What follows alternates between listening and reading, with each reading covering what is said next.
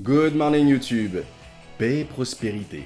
C'est Jim, j'espère que vous allez bien. Aujourd'hui, je me sens d'humeur à vous parler d'une bonne grosse franchise bien juteuse. Et ça tombe bien, me direz-vous. Oui, parce que j'imagine que vous me répondez, j'ai une vie assez triste en fait. Et oui, comme l'indique la miniature, nous allons parler aujourd'hui de Creed 3, le 9e opus d'une des sagas les plus historiques, les plus cultes, et sans doute la plus vieille puisqu'elle a 47 ans, Rocky 1 datant de 1976. Donc, Creed 3, qu'est-ce que j'en ai pensé? C'est parti pour la critique.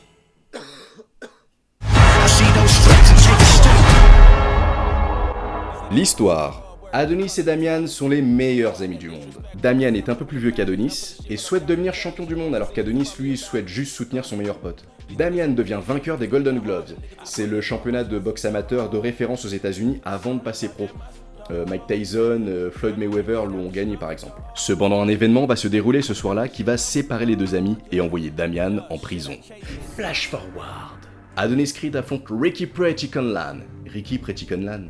Le champion de Creed 1, Adonis gagne et termine sa carrière champion du monde invaincu. Il devient promoteur, organise des matchs de boxe et retrouve Damian après plus de 20 ans. Malgré les réticences d'Adonis, Damian veut reprendre la boxe et devenir champion du monde.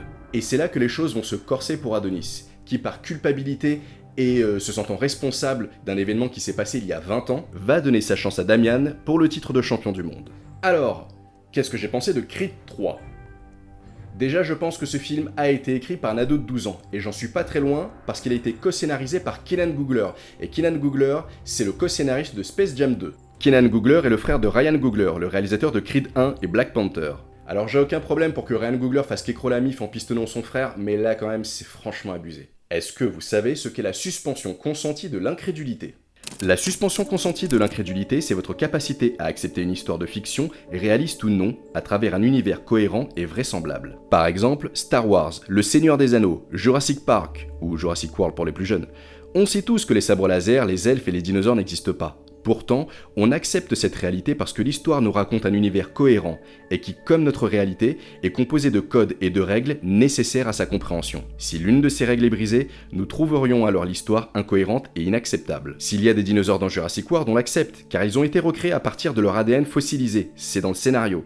Mais si les dinosaures se mettent à tirer des lasers avec leurs yeux, on dira que le réalisateur a pris de la drogue. Pour croire à une histoire, nous acceptons volontairement la réalité qu'on nous raconte, tant que le film ne trahit pas ses propres règles. Dans Creed 3, on nous montre Adonis utilisant des techniques de Super Saiyan pour battre son adversaire. Damian, son ami Tolar, va jouer un match pour le titre de champion du monde alors qu'il n'a jamais combattu en tant que professionnel. Demandez à des fans de boxe de payer pour voir un inconnu combattre le champion du monde, je vous assure qu'ils se déplaceront pas. Dans Rocky 1, Balboa est inconnu, mais il a fait une 60aine de matchs pro. Logan Paul n'est pas un pro du MMA, mais il est populaire. Ajoutez à ça une mise en scène maniérée avec un paquet de ralentis qui casse l'intensité, et vous aurez Creed 3.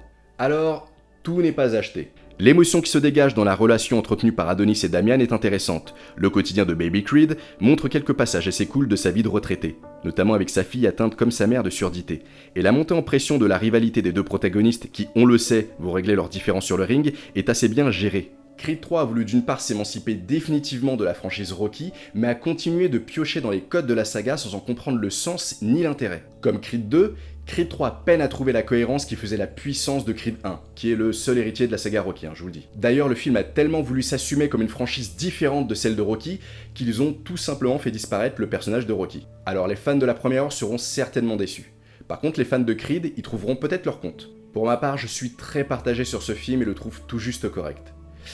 Je considère que ce n'est pas le 9e opus de la saga Rocky, mais le dernier volet de la trilogie Creed, ce qui est très différent.